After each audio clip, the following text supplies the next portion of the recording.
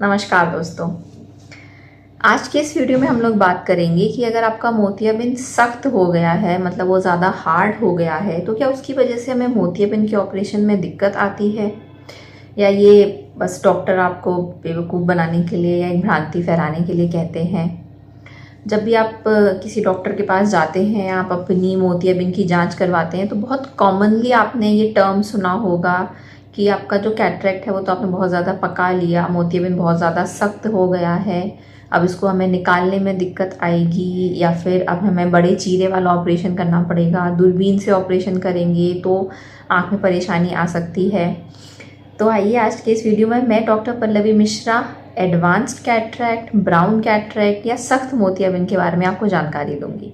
पूरी जानकारी के लिए मेरे इस वीडियो को एंड तक ज़रूर देखिएगा, और अगर मेरा वीडियो आपको पसंद आता है तो मेरे चैनल को सब्सक्राइब करिएगा और मेरे इस वीडियो को बाकी लोगों के साथ में शेयर करिएगा।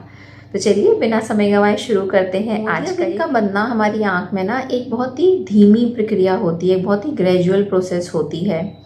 जैसे जैसे हमारी उम्र बढ़ती है, जो हमारा कुदरती लेंस होता है, जिसे कि हम लोग क्रिस्टलाइन लेंस बोलते हैं, वो थोड़ा थोड़ा हार्ड होने लगता है, वो थोड़ा थोड़ा सख्त होने लगता है, जिसे कि हम लोग मेडिकल भाषा में न्यूक्लियर स्क्लेरोसिस बोलते हैं।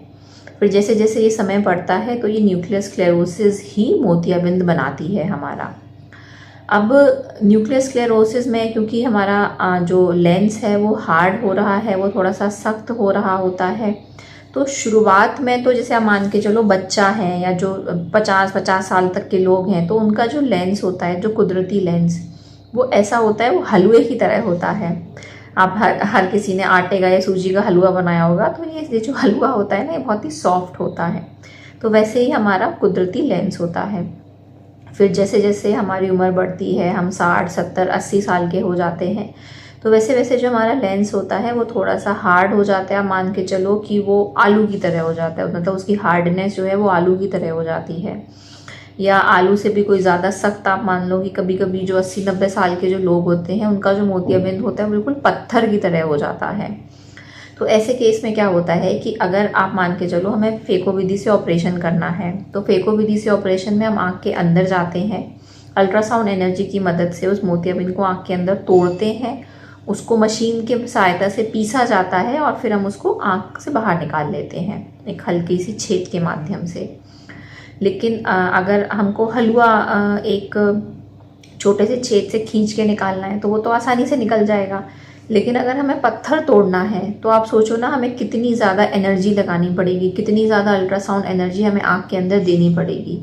और वो अल्ट्रासाउंड एनर्जी जब आँख के आसपास के हिस्से को डैमेज करेगी, पुतली पर सूजन कर देती है, कभी कभी जहाँ से हम आँख के अंदर जाते हैं उस वाले हिस्से को हमारे जला भी देती है ना। तो इसको हम लोग वुंड बर्न बोलते हैं। तो ये सारी समस्याएं आती हैं हमारे सख्त हुए मोतियाबिंद में। अब ये समस्याएं तो सर्जन को आती हैं, मरीज़ को क्या परेशानी होती है?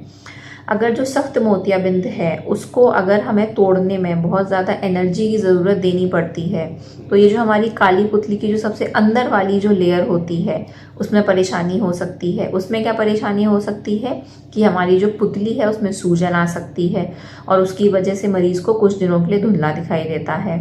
अगर हमारी पुतली की सूजन इतनी ज़्यादा होती है कि अगर वो इरिवर्सिबल होती है, तो उसकी वजह से हमारे बाद के स्टेजेस में, मतलब कि कुछ महीनों या कुछ सालों के बाद हमें पुतली बदलवाने की भी ज़रूरत पड़ सकती है। मतलब कि हमारी पुतली पूरी तरीके से ख़राब हो जाती है और फिर हमें पुतली बदलवानी पड़ती है। अगर जिस छेद के माध्यम से या जिस चीरे के माध्यम से हम आँख के अंदर गए हैं, अगर उसमें बहुत ज़्यादा वुंड बर्न हो गया है, या अगर वो हिस्सा जल गया है, तो कभी कभी आँख में ना चश्मे का नंबर बहुत ज़्यादा आ जाता है। उस हिस्से को भरने में, उस घाव को भरने में बहुत ज़्यादा समय लगता है। तो मरीज़ को क्या होता है कि ऑपरेशन के बाद में उतनी अच्छी रोशनी नहीं आती है जितनी अच्छी रोशनी की उम्मीद के साथ में मरीज़ अपना ऑपरेशन करवाता है। तो इससे बचाव कैसे करें? इससे बचाव का सिर्फ एकमात्र तरीका ये होता है कि अगर आपका मोतियाबिंद बन गया है तो उसको पकने का या उसको बहुत ज़्यादा हार्ड होने का वेट ना करें, उसका आप जल्दी और समय पर ऑपरेशन करवा लें। देखिए, मोतियाबिंद का ऑपरेशन अगर आपको मोतियाबिंद है तो आपको करवाना ही पड़ेगा। तो उसका इंतज़ार करने का कोई मतलब नहीं बनता है कि अब हम 2 साल बाद कराएंगे या हम 4 साल बाद कराएंगे, यदि एक आंख का करा तो लिए, हमें उसे दिख तो रहा है। तो फिर दूसरी आँख का हम अभी क्यों कराएं? नहीं, मोतियाबिंद का ऑपरेशन जो है वो बिल्कुल सही समय पर कराइए, ताकि आप बहुत अच्छा देख सकें और उस ऑपरेशन से आपको अच्छे रिजल्ट मिल सकें। मोतियाबिंद को कभी कभी क्या होता है कि मोतियाबिंद इतना ज़्यादा पक जाता है कि वो आँख के अंदर ही फट जाता है, और अगर मोतियाबिंद आँख के अंदर फट गया है तो फिर आँख के अंदर काला पानी बन जाता है, और फिर वो स्थिति जो है वो बहुत ज़्यादा डॉक्टर के काबू में भी नहीं रहती है।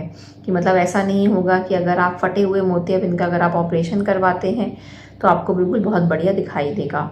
तो ये तो थी जानकारी मोतियाबिंद के बारे में, सख्त मोतियाबिंद के बारे में, और उससे बचाव के लिए हम क्या कर सकते हैं।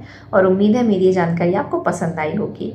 आँख की बीमारी के संबंध में अगर आप कोई भी जानकारी चाहते हैं तो आप मुझे नीचे कमेंट बॉक्स में मैसेज कर सकते हैं, आप मुझे मेरे ईमेल पर कांटेक्ट कर सकते हैं, या फिर आप मेरा ऑनलाइन कंसल्टेशन भी ले सकते हैं। मिलते हैं अगले वीडियो में, तब तक के लिए अपना ध्यान रखिए, अपनी आँखों का ध्यान रखिए। जय हिंद।